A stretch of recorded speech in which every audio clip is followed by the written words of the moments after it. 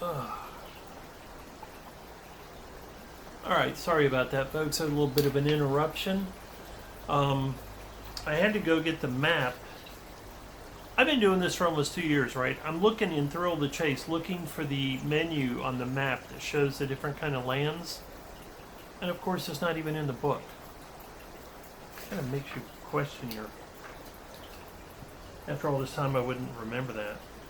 So anyway, I got a copy of the map, and I hope I hope this is good continuity from where I left off. But I was discussing going out and being on the special spot, and I'm discussing the reason for the decision that I have made, that if I find the treasure, and I think this should be true of anyone who finds the treasure, you never reveal the location. And I know some of you are going to write and say, no, you're wrong. No, I'm right. This, at least on the map, Fenn has put the following public lands that the treasure could be in: tribal, Forest and Wildlife Service land, National Park Service, the U.S. Forest Service, BLM. He has also said in another place that, in an interview, that it could be on private land. So he has said, he has made caveats. Things like tribal, he said, would be complicated, but he has never, ever said it's not on one of the lands that he has mentioned in the map. Some people say Bureau of Land Management, the BLM, is the best place to find it because it's the most legally unobtrusive for your find. Other people have said you don't want to be in a U.S. Forest Service, you don't want to be in National Park Service, you don't want to be in these places where you have to go turn the treasure into a superintendent, and then his job is supposedly his job is to... This particular one has always bugged me. Well, it hasn't bugged me, but here's the premise behind the idea that if you're in a national park, that you go to the superintendent, because the average person is returning something they have found. So if, for instance, you found a Rolex watch and you're an honest person, keeping in mind Rolexes do have serial numbers, so they're easily tracked. But anyway, let's just say you found something of some value. Let's just say you found someone's wallet with $1,000 in it. Proper thing to do is take it to the park superintendent. Park superintendent finds out who the wallet belongs to, calls the person, says, we have your wallet, please come and pick it up. There's a timeline, everything gets done. If that person if they can't find ownership of it, I guess down the line, potentially they give it to you because you found it and turned it in. But other people have written and claimed to be part of the Park Service and said, no, the Park Service keeps things that you turn in regardless of, because this is what one guy said, it'll be abandoned property. If that treasure's been sitting there a long time and you find it in a park, it's abandoned property, so they lay claim to it. So if you turn it in, you're turning it over to them, never to see it again. There have been so many things. Tribal land, very complicated. Fenn has said that. That's going to be complicated, which I have said in previous videos. That's one of the reasons I think a lot of people have just never bothered going on a reservation or tribal land, because they're scared that, it's going to be this huge rigmarole, legally speaking. And of course, if you found something on tribal land, I haven't even looked up the laws on that. I know I did the videos. I've done a couple of videos on Indian land, but the bottom line is you should always take it to the tribal elders, or you should turn it over to the, to the police, because all reservations and tribal lands have their own police. They're sovereign land in our country. If you were in a small town, most small towns have a provision, legal provision, that if you find something and you feel that has been abandoned or is lost or whatever, you're supposed to turn it into the police. And it varies as to different places, whether you're in New York City or whether you're in Cody, Wyoming? It's always good to pick an example of a town you're not even sure what state you're in. Cody, Wyoming, right? Because I was just recently reading someone on the internet talking about Cody and how Cody is a town, but it's also Cody was the buffalo and he was brown, so it's the home of brown. I didn't even quite figure out. It doesn't matter. A lot of towns say that you turn it over to the police chief, turn it in the police, and then if 30 days they put in an ad in the paper, and if 30 days someone hasn't claimed the $1,000 wallet, we use it as an example again, you get $1,000. Some towns might very well say no, that'll now be a donation for us to get, bulletproof jackets. Who knows? Here's the thing. No matter what kind of, and obviously with a private land, if you were to say you found it on Johnson's farm, and you came to me, Johnson, and said, Mr. Johnson, or rather someone's on the internet somewhere saying, I found this on this guy Johnson's farm out in Montana, and someone brings it up to me and says, this guy found a couple of $1 million potentially on your farm. You didn't know it. What do you think you're going to do? You're going to go ask for the treasure, or at least find out if legally speaking you can get part of it.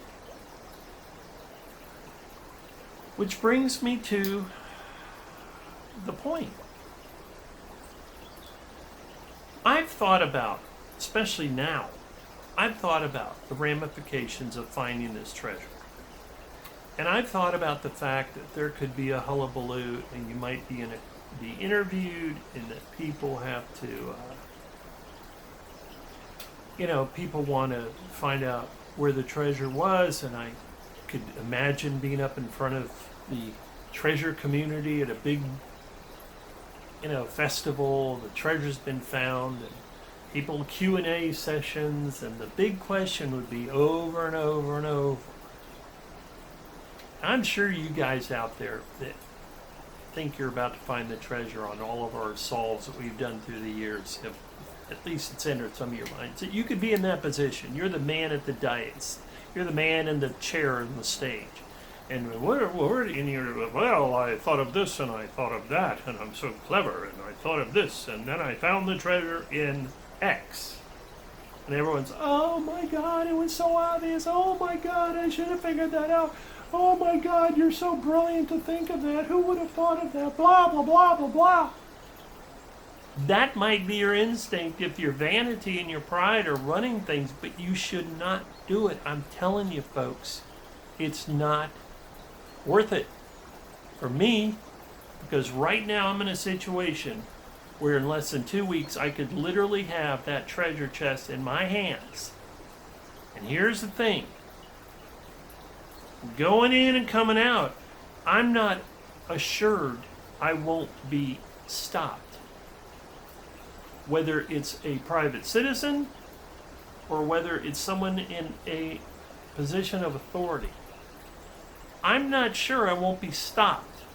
And if I have that thing on me, we'll just have to see where it goes. If they stop me and they say, by the way, what do you got on that coming off my farm? What, excuse me, son, very old son here. Excuse me, young man. Oh, wait, I'm supposed to be owning the farm, too. Okay, well, it's someone else's farm. God, what else freeze? It's Jones's farm. Clever. And I'm coming off Jones's farm, and they come up and say, excuse me, I'm the owner of the property. I just noticed you're walking out of my field. What do you got in that duffel bag? What do you got on those back straps? What do you got in that backpack? By the way, I've been pushing that lately. People talk about the 2 trips and all that out, just like Fenn took 2 trips in. Folks, I'm carrying this thing in 1 trip. Strapped to my back, which is a very easy way to carry 40 pounds. I don't care if you're a 98-pound woman, or a 98-pound man, okay? You put that on your back with your legs supporting it, you're going to do just fine, believe me. I spent a summer when I was a kid in the moving business. I saw guys carry things on their back with 2 back straps that they would loop around the thing. I saw a guy carry a refrigerator out of a house with back straps on a bet for a 6-pack. And he did it. Now, we all kidded him that in the long run he was going to have lots of hernias to deal with. He was going to do that. But anyway, you can really carry a lot on your back with just back straps. Obviously, you could use a backpack. You could use a heavy sack that can support 40 pounds and sling it over your back and stand up and carry it. You can do a lot of things if you want to carry it on your back. So you're walking off the property and the guy stops you. Boom. Busted. You're walking off this property with $2 million, I'll say. You're walking out of a park, $2 million, and a ranger stops you. You're walking off, you're walking out of a tribal reservation, and the Indian chief, no pun intended, stops you. Chief of police, busted. That possibility exists, and I can't even think of a scenario where it doesn't exist. I can't think of any land that exists where there is not an authority figure of some type, all the way from the town of Yellowstone. In this interview I talked about, you'll hear about the town of Yellowstone, where Fenn says, what if the treasure was buried in a house I rented in West Yellowstone? What if I buried it in the yard? Is that yard mine while I rent it? Do I have ownership of, if you find it in a yard that I rent in West Yellowstone, can I say that land is my land, so therefore the searcher is free to find it there and bring it to me, etc.? I've thought about all these things very recently, and it literally started to bother me because I thought, I can't think of a scenario where I am not potentially on someone's land of some sort. And I thought, God, I should turn it into a park service. God, I should turn it into the private owner. Go talk to the private owner. God, I should go talk to the chief of police of the Indian reservation. God, I should go, if it's on a national monument, I don't know if you're supposed to turn it in when you're in a national monument, but other people have, on pages, have said you should. It's like virtually anything that you're on that's federal, you should go to whoever's in charge of that particular piece of land. People have said you'll never get it back if you do that. Other people have said, of course you'll get it back. They'll just notify Fenn. He'll say, yeah, this whole thing's an internet sensation for the last 10 years. Where have you been? Let him have the treasure and walk. I mean, there's every argument for what can happen when you find this treasure. And then it came to me like the infamous man on a flaming pie came to Lennon and McCartney. And I said, but why not just not tell where you found it? Mr. Fenn has said he's agreeable to whatever the finder of the treasure wants to do. I see no reason outside of pride and vanity and being able to say, look at what I figured out, because that would be essentially what you're trying to do. To tell people where you found it is just the thrill of the being able to show people how smart you were to figure it out with the clues and the facts at hand that we all know. On the other hand, if you don't say a word about where you find it, and Mr. Fenn agrees to not say anything about where you found it, there shouldn't be any problem. And Fenn said in one interview one time, discussing the complexities of it being found legally, he said, unless there is no problem. Maybe he was addressing that. Remember the famous, and this is what I'm telling you, there is a certain way I now can read his book, and virtually, there are parts of Thrill of the Chase that are just about his life. And you realize that. I realize that now because they have nothing to do with my soul.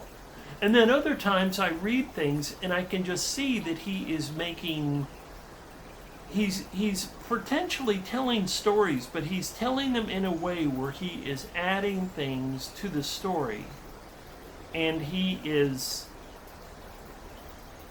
discussing various aspects of the treasure chase, not just the location, but potentially how to deal with certain things on the chase. And I'll give you a good example of that in a second. Well, no, I'll give you a couple of examples of that. Well, I'll give you one example of that. What did Fenn mean when he said this in Thrill the Chase? Remember this. My dad was sitting at his desk. He had gotten in trouble, I think, with Mrs. Ford, his Spanish teacher. It was one of those almost beaver, for those of you that don't know the treasure chest chase in the book.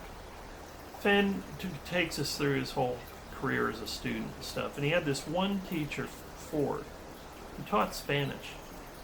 And his father was the principal. And so at one point, he says to her something that got her really mad, and she goes to the principal with Forrest Fenn and says, Fenn, your son called me an old bat. His father says, I'm sorry, I'll take care of it. And I really mean this. You start to get into this headway where you go, he's telling you things. I mean, what is the point of this story, if you think about it? Forrest Fenn calls his teacher an old bat. She gets mad. She drags him down to the principal, who just happens to be Forrest Fenn's father. She says, your son called me an old bat. Forrest Fenn's father, the principal, of course, is in this kind of embarrassing situation and says, I'm really sorry. I'll talk to him. It'll never happen again. She goes away. His father says, I love the words Fenn uses. He does have a way with writing. He says, my education was fast approaching, he looked a little corroded, meaning his father. Having to deal with Fenn saying this to a teacher, his father looked a little corroded. I like that. So his father says, look, you shouldn't be calling your teacher an old bat. And Fenn says, Father, I said, her story isn't exactly right. What I said was, my father says you're an old bat. And he reminds his father that one time she had called and interrupted dinner or something. So Fenn reminds his father that one time Mrs. Ford had gotten sick and she couldn't come in. And so she had called Mr. Fenn at breakfast at home and told him that she couldn't come in. So it interrupted his morning. And he had called her an old bat. And that's where Fenn remembered, got the idea that his father thought she was an old bat. Now here's what gets important, or here's what is important. And when I read this, I realized, I had read it previously, and I realized that in a weird way, whether he meant it or not, Fenn was almost like giving me a hint. He said, now his demeanor was one of deep compassion and understanding. He rested on that for a moment. Then he sat down, twisted his chair, and took my hand. Okay, son, what have we learned from all of this? Now, this thought came to me when I'm sitting there going, maybe I shouldn't. Maybe the smartest thing to do would be just keep my damn mouth shut. And he says, what we've learned is that you should always tell the truth, but you should not always tell all of the truth. Folks,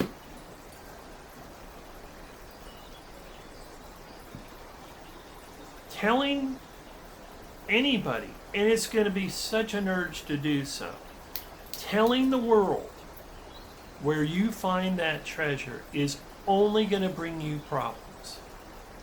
Some of you are going to say, well, the IRS is going to want to know. I don't think the IRS, and I could be wrong, Fenn may... just one second.